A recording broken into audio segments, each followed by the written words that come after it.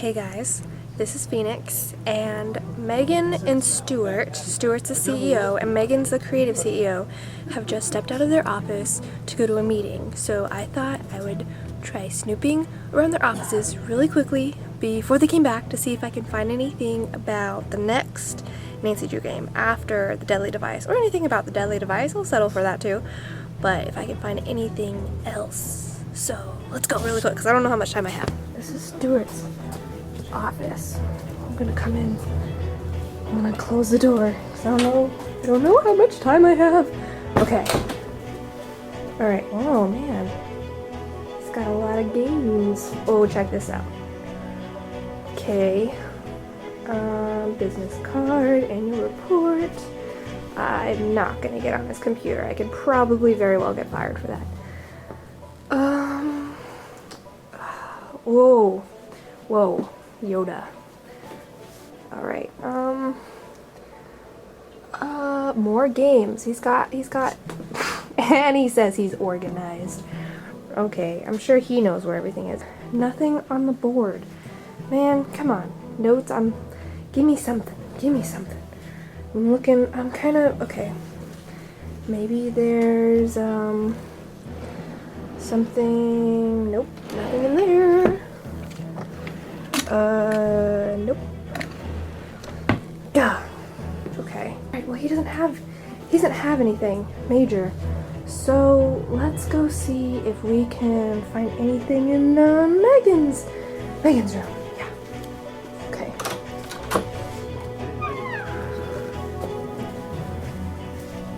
Oh, nice.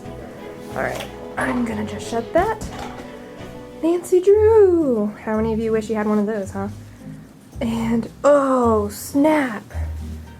Oh, this is so wicked. Oh, look how big this is! Ooh, alright. I want one of these. Where did she get one? And where can I find one? She's got a laptop and some cool things. Oh, it's Nancy Drew's lamp! Doesn't that look like her lamp on her desk? Oh, she's got a lot more Nancy Drew stuff. Megan's been here from the very beginning, you guys. She's a very important gal. Wow. I'm getting a little sidetracked here. She's got a ton of awesome Nancy Drew posters for me to look at. I wonder... Let's see. Nancy Drew. Oh, that's cool. This is very cool. Oh, cool. What is... There's some stuff on the board. Kickstarter. What is Kickstarter? I think I've heard of that before. As soon as I post this video, they're gonna know I was in here, huh? Oh, look at that! Giant Nancy Drew poster. But what is this deal about Kickstarter, man? I want to know more about this. It's like they're writing in hieroglyphics here. Oh!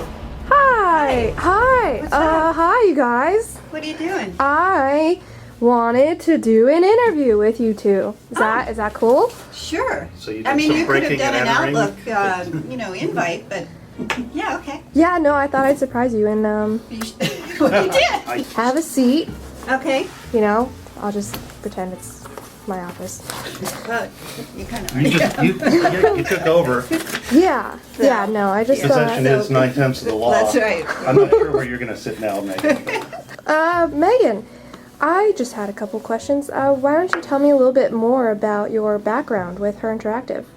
So, before I started here, I did films, documentary and educational films for about 11 years. Mm-hmm. And I was living in D.C. at the time. And then I moved out here without a job to get into multimedia because Seattle was the hub back then. You told me once that when you first tried to get Nancy Drew and described it to your publishers about how they reacted, that they said they didn't want the story because they didn't think girls were really that interested with computers. Okay, so yeah, what's the deal with that? It's an amazing story. So HeR Interactive was one of the first companies to create games specifically designed for girls and women. And so when we got the Nancy Drew license back in '97, we were so excited about creating a first game around Nancy Drew. And Nancy Drew was one of my heroes growing up. We had an incredibly creative team and started working on the first game and got it done in a year and a half. And we took it to the publishers to put on the retail shelves. But what I didn't know, and we didn't really realize, is that there were absolutely no games for girls and women at the time. Oh, man. And so when we asked them to put it on the shelves, they said, "I'm sorry, but girls are computer phobic and they'll never play video games." Oh, all those Nancy Drew players are like screaming right now. What do you mean computer phobic? Which is insane because, first of all, we're 51% of the population. Oh, yeah. And they target games and books and films to girls and women. Why would they stop at computer games? Yeah. Plus, if they'd done their homework, they would have realized that several of the first programmers were in fact female, so they weren't computer phobic, but they were just completely ignored as a market. And so we set out to learn what they liked and disliked in existing games, and we started creating our games like that. We decided, well, if they're not going to let us in, we're going to go around to Amazon, and we started selling our games there. And luckily the game sales took off. The New York Times dubbed us the un-Barbie of computer games, which we're still so incredibly proud of. Right on. And from there, the same publishers came back to do a deal with us in retail, and that's how we got in. Oh, great. I heard that you've been working in the gaming industry for 20 years, so can you tell me more about your background? Yeah, so I started a little over 20 years ago, which is embarrassing because it kind of tells people how old I must actually be. No one's asking. It's Which okay. is, older than dirt. So I started with a company called HeR Online and made adventure games, like we do today with Nancy Drew. So for me, in a lot of ways, my career's come full circle. So I worked on adventure games, I've worked on online games, I actually worked on the Xbox at Microsoft for about 10 years. But yeah, being able to work, with a nice smaller company, where we're all basically really a family, working on games for girls that my daughter loves and plays, and building adventure games again, which I've always loved, and kind of coming back to what had originally got me in the industry. Those were all kind of why I thought it would be a lot of fun to join. Well, how about, can you guys tell me about any cool or secret things that you have going on right now? Well, actually, we are going to be launching a Kickstarter campaign Okay. in a couple of weeks, and we just did a video to tell the fans all about it because we wanted them to be the first to know. But what we're doing is taking our PC games and we're going to one by one port them to tablets and phones, where so many more people are playing. Yeah. Core audience is playing the game on PCs and Macs, and that's great, and so we're going to continue to do that. But if we can expand our audience to reach people who play on tablets and phones, it's going to allow us to actually make bigger and better games for everybody. So that's really a lot of the impetus behind that. And just to explain really quickly what that Kickstarter campaign phrase means.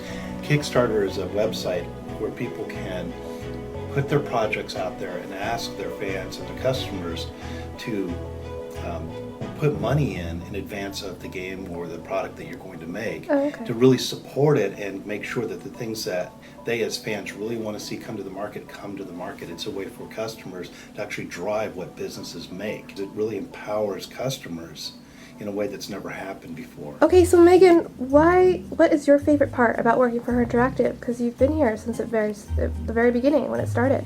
Now you're dating me too. Oh, sorry. Yeah. That's still not 20 years, so clearly one of us is maybe a little bit more old. More old. No one's asking. No one's asking. That's great English. I love a lot of things about HeR Interactive. One is that I get to work with a really talented group of creative people and create just a beautiful, fun, and also inspiring product and game. Everyone gets involved. Everyone has a voice in creating these games. And the other thing I love is that we are all very committed to high quality. We want to make the best games every single time, which is why we've won 26 Parents' Choice Gold Medal Awards. And really the culture. It's a very collaborative culture. When I had the opportunity here to help create a culture where everybody feels like their opinions are heard, and we're really coming together as a group to create this end product. All right, well, there's nothing more to add for me then. I think that's it. So, I have a question. Okay. Yeah, sure. What exactly were you doing in my office? I was, yeah, we are all out of time for today. So everyone, stay tuned. That's Megan and Stuart, and I hope you enjoyed this interview. Bye.